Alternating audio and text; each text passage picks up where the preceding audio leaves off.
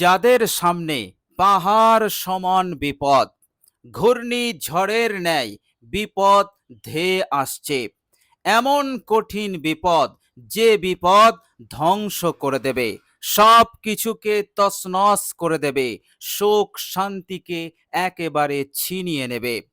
অথবা কঠিনভাবে বিপদগ্রস্ত হয়ে পড়েছে, এমনভাবে বিপদগ্রস্ত হয়ে পড়েছে যে সেই বিপদ হতে মুক্তির, উদ্ধারের কোনো রাস্তা নেই।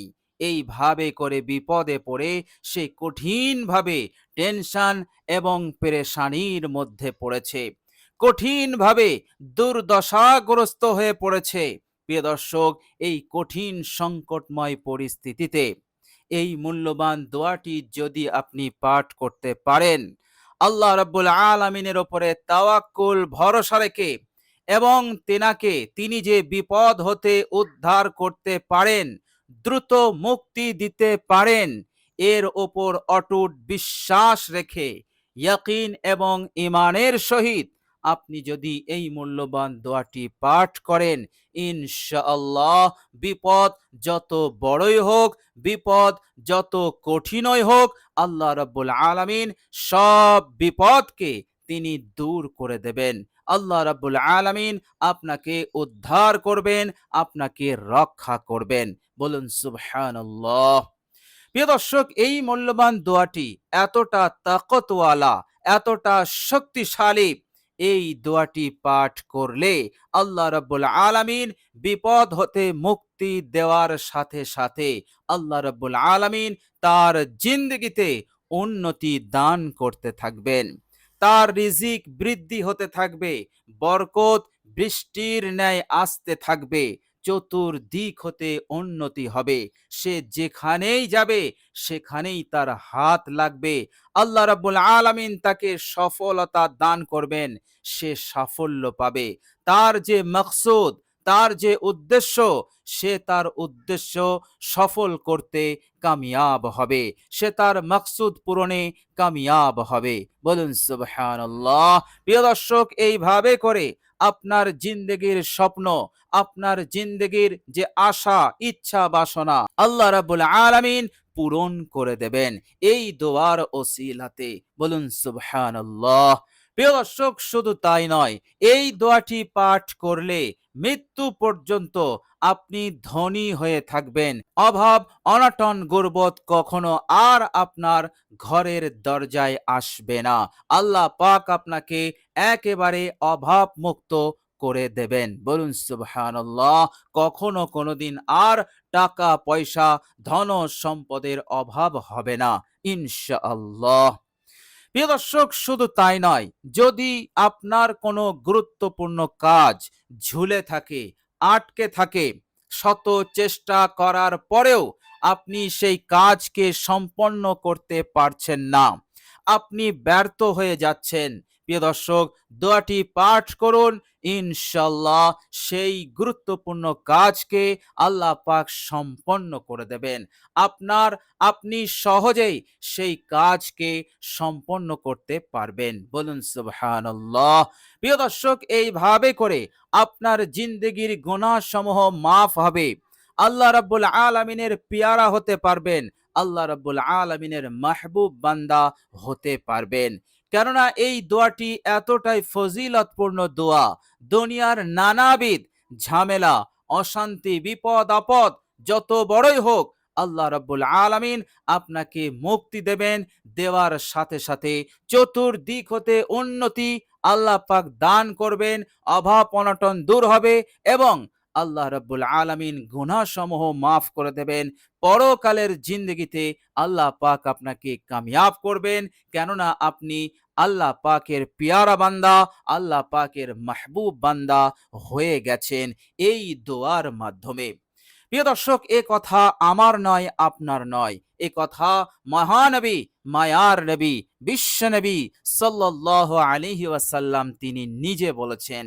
তিনি বলেছেন, দুনিয়ার কোন বান্দা ও বান্দি, আল্লাহর কোন বান্দা ও বান্দি যখন এই দোয়াটির উপরে আমল করে, দোয়াটি পাঠ করে, তখন মহান রব্বুল আলামিন অসংখ্য ফেরেশতাদের সম্মুখে তিনি ঘোষণা দেন। কি ঘোষণা দেন?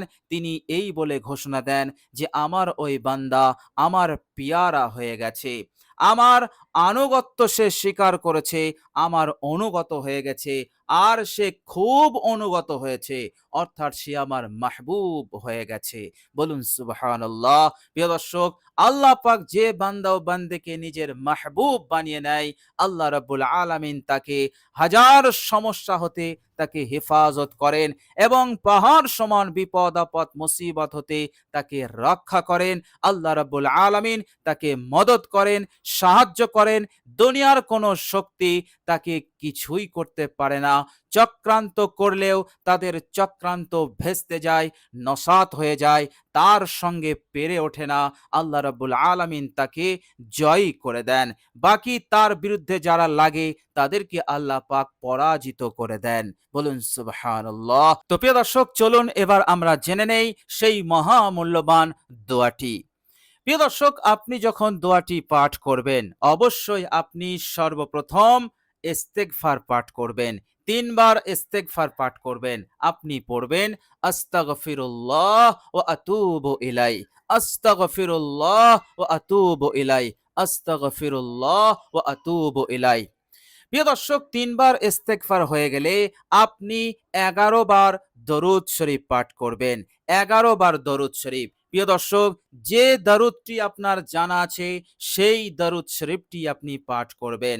আমি আপনাদেরকে বলে দেই, দরুদ শরীফের মধ্যে সবচাইতে ছোট দরুদ হচ্ছে সাল্লাল্লাহু আলাইহি ওয়াসাল্লাম। তো আপনি এই ছোট দরুদটি আপনি ১১ বার পাঠ করতে পারেন। তো সাল্লাল্লাহু আলাইহি ওয়াসাল্লাম আপনি ১১ বার পাঠ করবেন। প্রিয় দর্শক, হযরত ওমর রাদিয়াল্লাহু তাআলা আনহু তিনি একটি হাদিস বর্ণনা করেছেন। তিনি বলেছেন, দোয়াতে যদি দরুদ শরীফ থাকে তো সেই দোয়া সরাসরি মহান রব্বুল আলামিন এই দরুদের ওসিলাতে কবুল করে নেন। বলুন সুবহানাল্লাহ। মাঝে কোনো দেওয়াল থাকে না, মাঝে কোনো পর্দা থাকে না, সরাসরি ডাইরেক্ট আল্লাহ রাব্বুল আলামিন কবুল করে নেন এবং তার হাজত প্রয়োজনকে আল্লাহ পাক পূরণ করে দেন। বলুন সুবহানাল্লাহ। হযরত ওমর রাদিয়াল্লাহু তাআলা আনহু আরো বলেছেন, যদি কোনো দোয়াতে দরুদ শরীফ না থাকে তাহলে সেই দোয়াটি আসমানে ঝুলে থাকে, সেই দোয়াটি কবুল হয় না। তো প্রিয় দর্শক, এই জন্য দরুদ শরীফ আমাদেরকে পাঠ করতে হবে। আপনি ১১ বার পাঠ করবেন। আপনি ১১ বার পাঠ করলেই আল্লাহ রাব্বুল আলামিন সাথে সাথে অসংখ্য এবং বিশেষ খাস রহমত আপনার উপরে নাজিল করতে থাকবেন এবং আল্লাহ রাব্বুল আলামিন খাস রহমতের চাদরে আপনাকে ঢেকে দেবেন। বলুন সুবহানাল্লাহ। এইভাবে করে আপনার উপরে সাকিনা নাজিল হবে, আপনার উপরে এক শান্তি প্রশান্তি নাজিল হতে থাকবে। আল্লাহ রাব্বুল আলামিন দয়ার দৃষ্টি আপনার উপরে দেবেন। প্রিয় দর্শক, এই রকম বরকতপূর্ণ মুহূর্তে এবার আপনি এই মূল্যবান দোয়াটি আপনি পাঠ করবেন ১১৯ বার। ১১৯ বার আপনি দোয়াটি পাঠ করবেন একেবারে বিরতিহীনভাবে। ইনশাআল্লাহ আপনি আমলটি করুন, অবশ্যই আপনি আপনার উদ্দেশ্যে সফল হবেন ইনশাআল্লাহ। প্রিয় দর্শক, দোয়াটি হচ্ছে লা হাওলা ওয়ালা কুওয়াতা ইল্লা বিল্লাহ ওয়ালা মানজা মিনাল্লাহি ইল্লা ইলাইহি। প্রিয় দর্শক, এই হচ্ছে সেই দোয়া। বিশ্বনবী সাল্লাল্লাহু আলাইহি ওয়াসাল্লাম এই দোয়ার ফজিলত বর্ণনা করতে গিয়ে তিনি বলেছেন, এই দোয়াটি হচ্ছে বেহেশতের খাজানা, বেহেশতের সম্পদ।